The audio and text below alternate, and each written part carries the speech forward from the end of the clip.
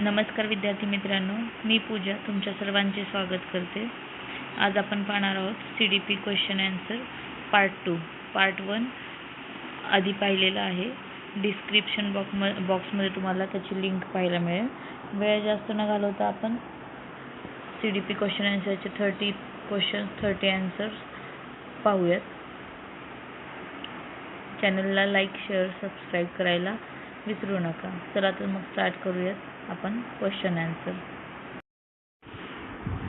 Question number 1, पियाजे यांच्या संज्ञानात्मक विकास सिद्धांतानुसार 2 ते 7 वर्ष वयोगट कोणत्या अवस्थेत येतो?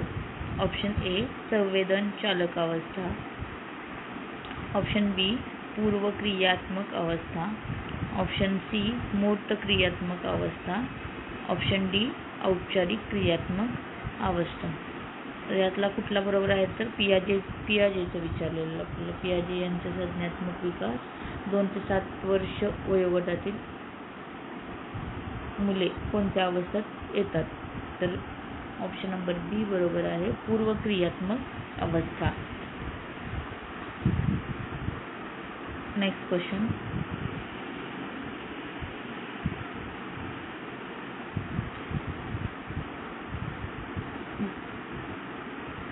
वायगॉस्की यांच्या समीपस्थ विकास क्षेत्र ZPD म्हणजे काय?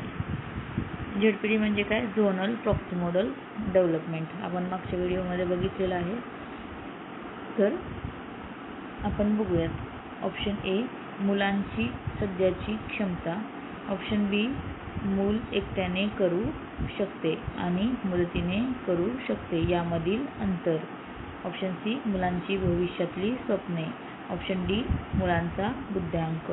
तर यातला ऑप्शन कोणता बरोबर आहे? तर ऑप्शन बी बरोबर आहे, झोनल प्रॉक्सिमोडल डेव्हलपमेंट वायगॉस्की यांच्या समीपस्थ विकास क्षेत्रामध्ये येतं। नेक्स्ट क्वेश्चन 3, कोलबर्ग यांच्या नैतिक विकासाच्या कोणत्या अवस्थेत चांगली मुलगी चांगला मुलगा ही संकल्पना येते? कोलबर्गच्या नैतिक विकास काय पाहिजे आपल्याला? नैतिक विकास। यासाठी थेरी वाचावी लागते पूर्ण आणि शॉर्ट नोट काढायच्या आणि विकासाचे टप्पे लक्षात ठेवायचे म्हणजे अवस्था। ऑप्शन ए बघूयात, पूर्व पारंपरिक स्तर अवस्था ए। पारंपरिक ऑप्शन बी काय आहे?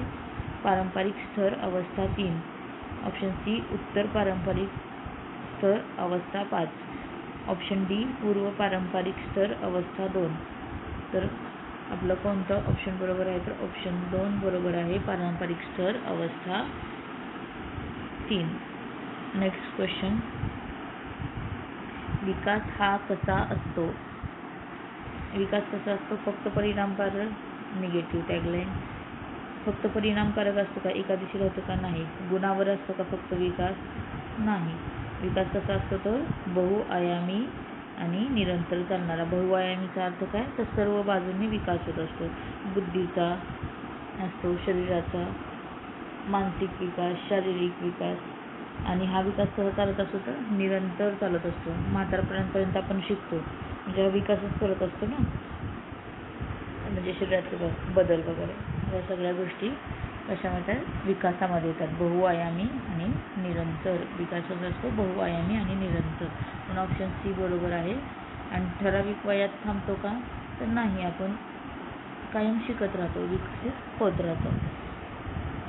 नेक्स्ट क्वेश्चन, यामध्ये ऑप्शन काय आहे बरोबर? तर सी, विकासाचं बहुआयामी आणि निरंतर। नेक्स्ट क्वेश्चन, गार्डनरच्या बहुबुद्धिमत्ता सिद्धांतात आंतरवैयक्तिक बुद्धिमत्ता म्हणजे काय? आता आपल्याला यामध्ये काय करायचं आहे? आंतरवैयक्तिक बुद्धिमत्ता आणि गार्डनरचा बहुबुद्धिमत्ता सिद्धांत। कॉन्सन्ट्रेट लगेचच झालं पाहिजे क्वेश्चन वाचलं म्हणजे पटकनी समजायला सोपं जातं। स्वतःला समजून घेण्याची क्षमता, ऑप्शन ए। ऑप्शन बी काय आहे? इतरांना समजून घेण्याची व त्यांच्याशी जुळवून घेण्याची क्षमता। स्वतःला तर समजून घेतच असते, पण महत्त्वाचं काय असतं, इतरांना समजून घ्यायचं आणि त्यांच्यासोबत जुळवून घ्यायची क्षमता असणे एवढं आहे. ऑप्शन बी. गणित सोडवण्याची क्षमता, चित्र काढण्याची क्षमता. तर यातला ऑप्शन कोणता बरोबर आहे, तर बी. इतरांना समजून घेण्याची व त्याच्याशी जुळवून घेण्याची क्षमता आंतरवैयक्तिक बुद्धिमत्तामध्ये येते. बरोबर. Next question. आता हा बघायचा आहे, डिस्लेक्सिया कशाशी संबंधित आहे. डिस्लेक्सिया कशाशी संबंधित आहे, तर वाचनाशी संबंधित आहे. म्हणजे हा कोणत्या अवयवाशी निगडीत आहे, तर डिस्लेक्सिया डोळ्याशी निगडीत आजार आहे. याच्यामध्ये वेगवेगळे प्रकार आहेत, म्हणजे डिस्लेक्सिया.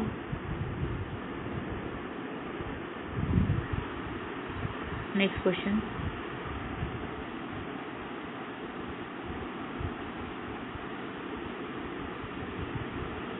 NEP 2020 नुसार 5-3-3-4 रचनेत पायाभूत स्तर किती वर्षाचा आहे. पायाभूत स्तर किती वर्षाचा आहे, तर 5 म्हणजे काय, तर 3 वर्ष अंगणवाडीची आणि पहिली दुसरी अशी मिळून 5 वर्ष हा काय आहे, पायाभूत स्तर. पायाभूत स्तर म्हणजे काय, इथं पाया मुलांचा घडवला जातो. म्हणून NEP 2020 नुसार काय आहे, तर 5 वर्षे हे काय आहे, पायाभूत स्तर म्हणून निवडलेला आहे. काही जणांना 3 वर्ष वाटेल, पण तसं नाही आहे, पहिली दुसरी पण ॲड आहे. तर 5-3-2 हा आपला आकृती बंद आहे. ह्याच्यावर पण क्वेश्चन विचारला जातो, 5-3-3-4 आकृती बंदावर. Next question.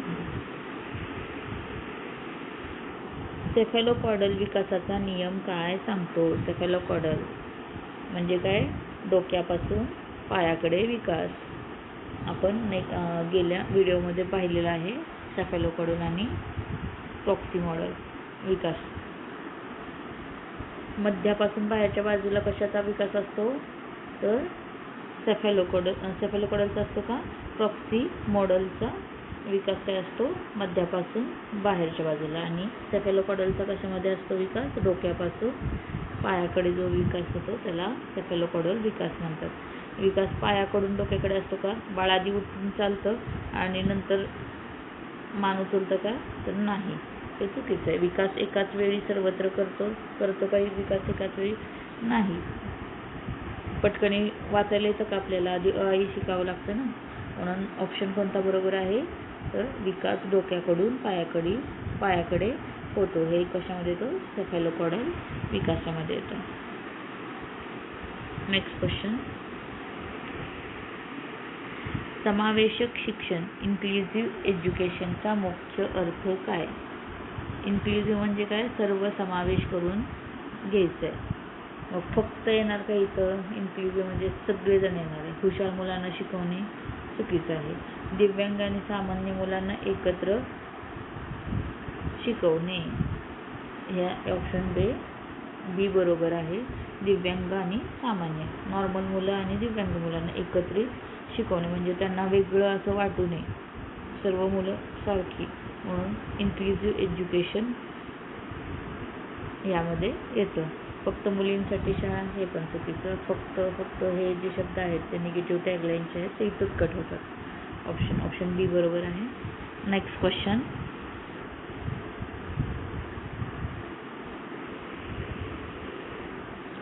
भाषा विकासातील टेलिग्राफिक स्पीच चे उदाहरण कोणते. टेलिग्राफिक स्पीचचे उदाहरण कोणते विचारलेले आहे भाषा विकासासाठी. बा बाबा, मम्मा मा, पाणी दे, मी शाळेत जातो. हे काय आहे, तर काय आहे याचं, मम्मा पाणी दे, फक्त महत्त्वाचे शब्द. तर ऑप्शन बी बरोबर आहे, टेलिग्राफिक उदाहरण. Next question.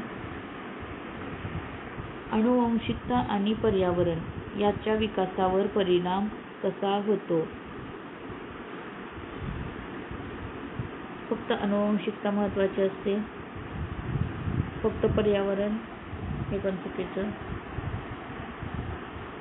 ऑप्शन ए फक्त असतो का तर नाही. आनुवंशिकता पण महत्त्वाची असते, पर्यावरण पण महत्त्वाचं असतं. म्हणजे 2 ऑप्शन बरोबर आहेत. फक्त हा शब्द ह्याच्यातला काय आहे निगेटिव्ह आहे.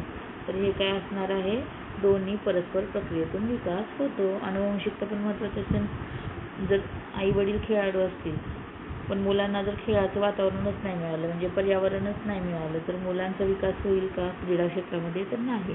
आनुवंशिकता त्याचबरोबर आपलं सभोवतालचं वातावरण पण काय असतं तेवढंच महत्त्वाचं असतं. म्हणून दोन्ही परस्पर प्रक्रियेतून विकास होणे, म्हणून ऑप्शन सी बरोबर आहे. आनुवंशिकता आणि पर्यावरण हे दोन्ही घटक असले पाहिजेत. आणि ऑप्शन डी काय आहे तर पवित्रच कठोर काही परिणाम होत नाही, तर ऑप्शन डी रॉंग आहे. तर नेक्स्ट क्वेश्चन, स्कॅफोल्डिंग ही संकल्पना कोणी मांडली? स्कॅफोल्डिंग ही संकल्पना कोणी मांडली तर वायगॉस्की यांनी मांडलेली आहे. म्हणजे काय, मुलांना जर बेरीज वजाबाकी करताना जर अडकले तर त्यांना मदत करायची आणि त्यातून बाहेर काढायचं.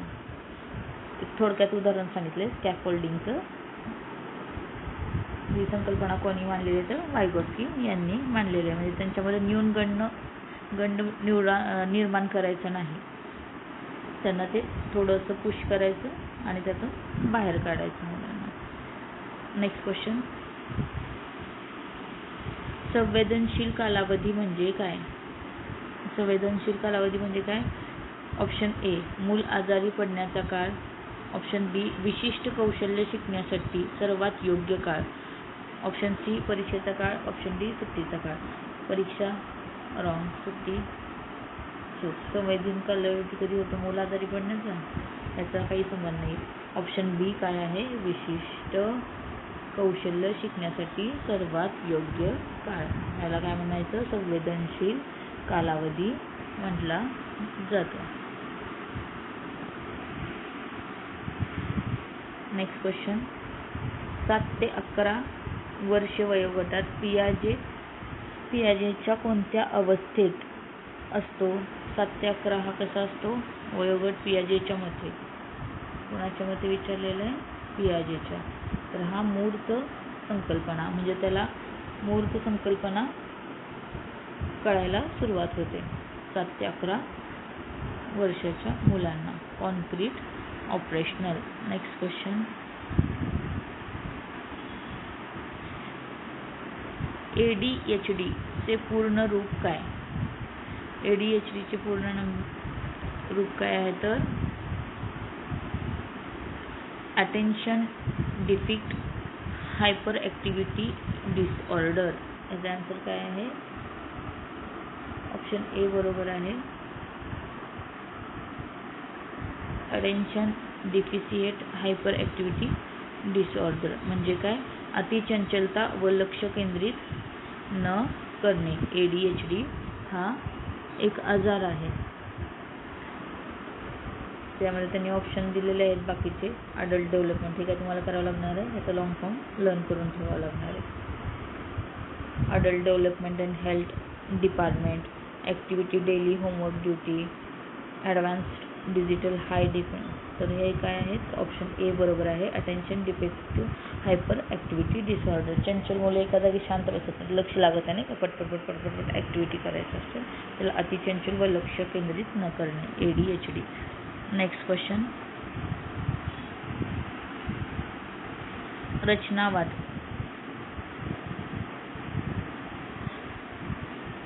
कन्स्ट्रक्टिव्हिझम नुसार शिक्षकाची भूमिका काय? ऑप्शन ए सर्व माहिती सांगणारा, ऑप्शन बी विद्यार्थ्यांना ज्ञानाची रचना करण्यास मदत करणारा मार्गदर्शक, ऑप्शन बी सी फक्त परीक्षा घेणारा, वर्गात शिस्त राखणारा. निगेटिव्ह टॅगलाईन, शिस्त राखणार, फक्त परीक्षा, निगेटिव्ह, सर्व माहिती सांगणारा. फक्त माहिती सांगून जमेल का तर नाही. इथं काय आहे आपलं स्टुडंट सेंटर्ड आपलं काय आहे सायकोलॉजी आहे. तर विद्यार्थ्यांना ज्ञानाची रचना करण्यास मदत करणारा मार्गदर्शक, म्हणून ऑप्शन बी बरोबर आहे. नेक्स्ट क्वेश्चन,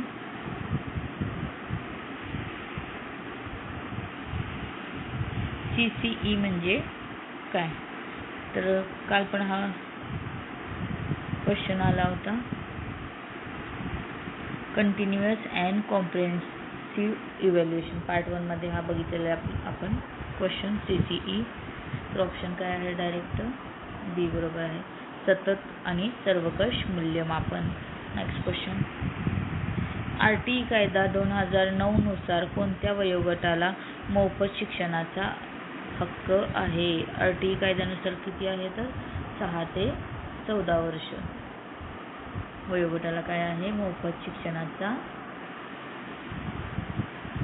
अधिकार आहे. फक्त आता तुम्ही म्हणाल की आपण नर्सरीपासून करतोय, पण इथं बसतंय का? आपण ऑप्शन चेक करायचे आधी. तुम्ही म्हणता UKG पासून आपण ह्याच्यामध्ये ॲडमिशन घेतो सरकारी कोट्यातून, जे RTEचा फॉर्म वगैरे भरून 3 ते 6 फक्त एवढंच देतं का शिक्षण? तर नाही. आपण काय करतो? सिनियर, ज्युनियर आणि 8वीपर्यंतचं शिक्षण म्हणजे 14 वर्ष वयोगटापर्यंत. तर ऑप्शन इथं कोणता फिट बसतोय तो बघायचा. इथं त्यांनी देताना 3 ते 14 पाहिजे होतं, पण 6 ते 14 म्हणजे त्यातला एकदम बरोबर कोणता वाटतंय? तर 6व्या वर्षाला आपण पहिलीला असतो, 6 ते 14 वर्ष, 14व्या वर्षी 8वी वगैरे येते. तर 6 ते 14 वर्ष वयोगट. 5 ते 10 येतं का? तर नाही. हा मधलाच का? 7 ते 15 येतं का? तर नाही. ऑप्शन 3 ते 6 हा तर फक्त बालवाडीचा झाला का? तर ऑप्शन कोणता सगळ्यात जास्त बरोबर? तर ऑप्शन बी बरोबर आहे. नेक्स्ट क्वेश्चन, वर्गात बहुभाषिकता कशी वापरावी? NEP 2020 नुसार. बहुभाषिकता म्हणजे वेगवेगळ्या भाषा. इथं काय करायचं आहे? फक्त इंग्रजीच वापरायचं आहे का? फक्त आला निगेटिव्ह टॅगलाईन.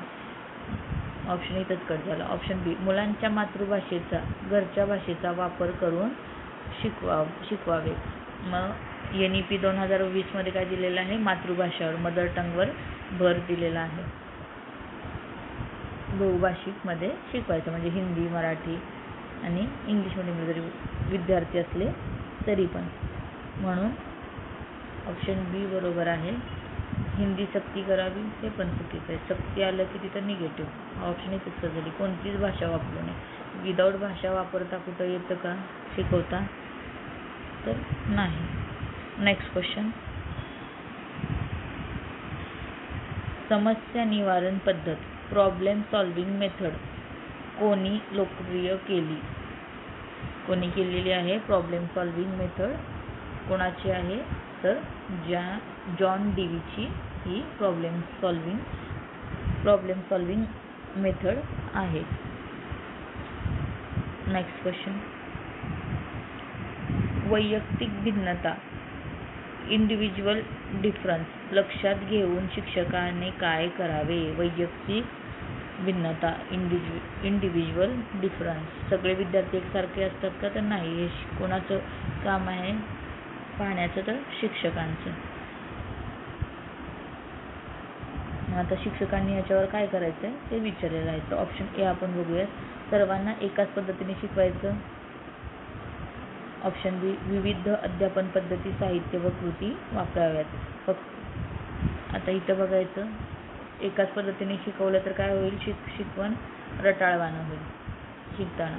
विविध अध्यापन पद्धती बरोबर आहे, प्रश्न विचारून, प्रयोग दाखवून असं वेगवेगळ्या अध्यापन पद्धती. परत मुलांना अट्रॅक्टिव्ह करण्यासाठी काय करू शकतो आपण? वेगवेगळे साहित्य वापरू शकतो, कृती ॲक्टिव्हिटी करून घेऊ शकतो. ऑप्शन बी बरोबर आहे. तरी पण आपण खालची बघूयात ऑप्शन सी, फक्त हुशार मुलांकडे. इथंच निगेटिव्ह टॅगलाईन आली.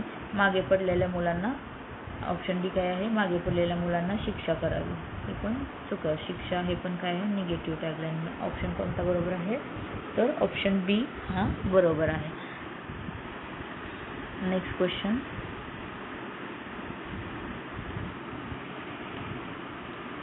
प्राथमिक स्तरावर खेळ पद्धती का प्रभावी आहे?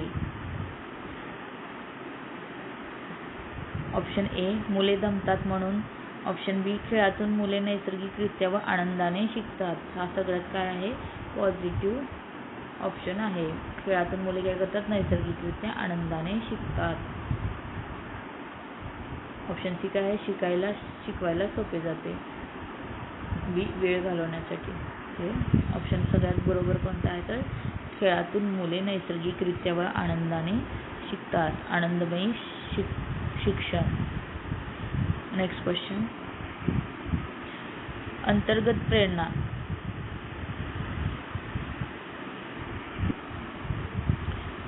इंट्रिन्सिक मोटिवेशन चे उदाहरण आहे. अंतर्गत प्रेरणा इंट्रिन्सिक मोटिवेशनचे उदाहरण कोणते? ऑप्शन ए बक्षीस मिळण्यासाठी अभ्यास करणे. ऑप्शन बी शिक्षिकेच्या भीतीने अभ्यास करणे. हे भीतीने अभ्यास करणे हा काय आहे, निगेटिव्ह टॅगलाईन आहे. बक्षीस हे पण काय झालं, अमेज झालं. आवड म्हणून कुतूहलापोटी शिकणे हा ऑप्शन सी एकदम बरोबर आहे. अंतर्गत प्रेरणा इंट्रिन्सिक मोटिवेशन म्हणजे स्वतःचं आतून वाटलं पाहिजे की मला अभ्यास करायचा आहे किंवा मला एखादी गोष्ट अचीव करायची आहे. ऑप्शन डी काय आहे तर आईवडिलांनी सांगितले म्हणून शिकवणे. हे ऑप्शन ए, बी आणि डी आउट. तर सगळ्यात ऑप्शन कोणता बरोबर आहे तर सी बरोबर आहे. Next question.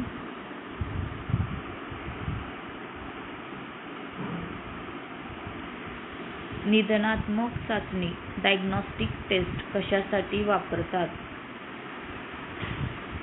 Option A pass नापास करण्यासाठी.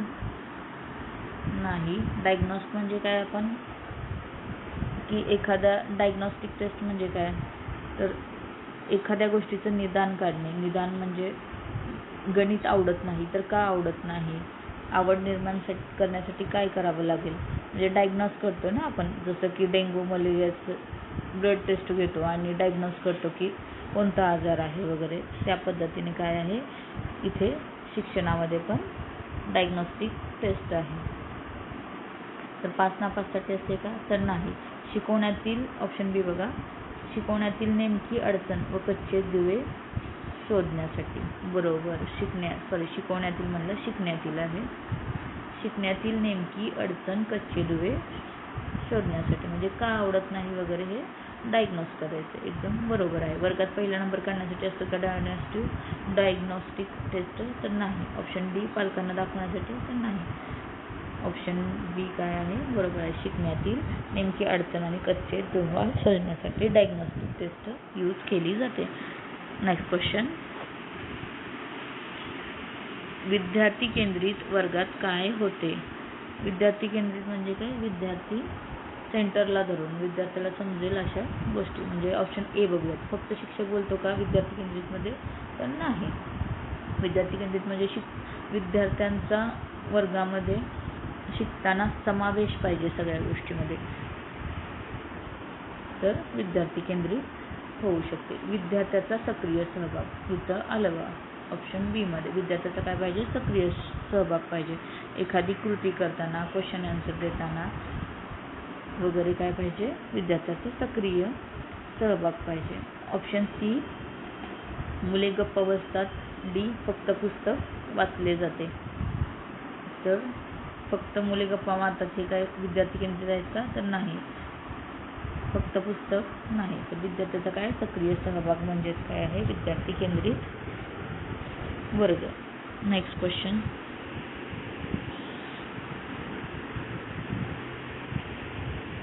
वर्गात लिंगभाव समानता जेंडर इक्वॅलिटी कशी आणाल? म्हणजे मुली मुलं एक आहेत हे वर्गात कसं आणायचं हे विचारलेलं आहे. ऑप्शन ए मुलांना व मुलींना वेगळे बसवून. ऑप्शन बी मुलगा मुलगी असा भेद न करता समान संधी व काम देऊन. बरोबर आहे.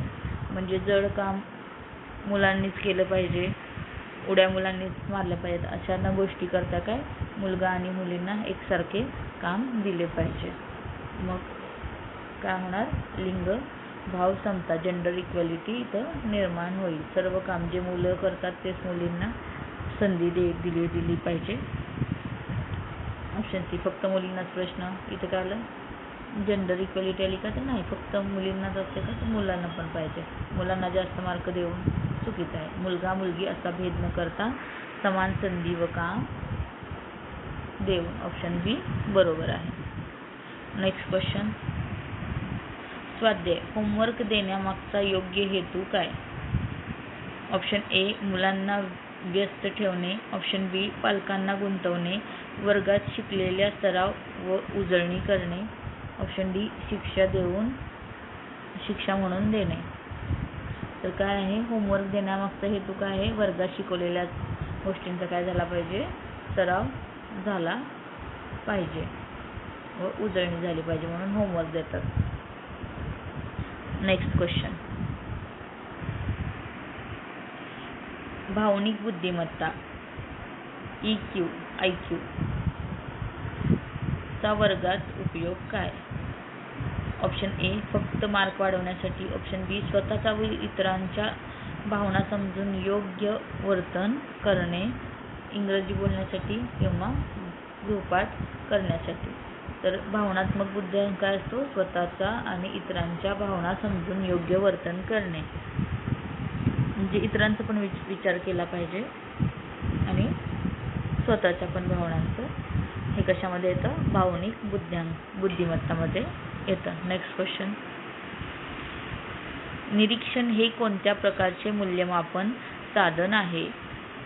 ऑप्शन ए औपचारिक साधन फॉर्मल टूल, ऑप्शन बी अनौपचारिक साधन इनफॉर्मल टूल, ऑप्शन सी लेखी परीक्षा, ऑप्शन डी तोंडी परीक्षा. निरीक्षण कशामध्ये येते? तर फॉर्मल टूलमध्ये येतं तर नाही. निरीक्षण काय आहे? अनौपचारिक इनफॉर्मल टूल आहे. आपण निसर्गामध्ये जाऊन जे निरीक्षण करतो त्याला कंट्रोल आहे का तर नाही. पक्षी उडताना बघणे, झाडं वगैरे आपण काय करतो? अनौपचारिक साधन आहे. आणि निरीक्षण कशामध्ये? अनौपचारिक पद्धतीमध्ये येतं. Next question,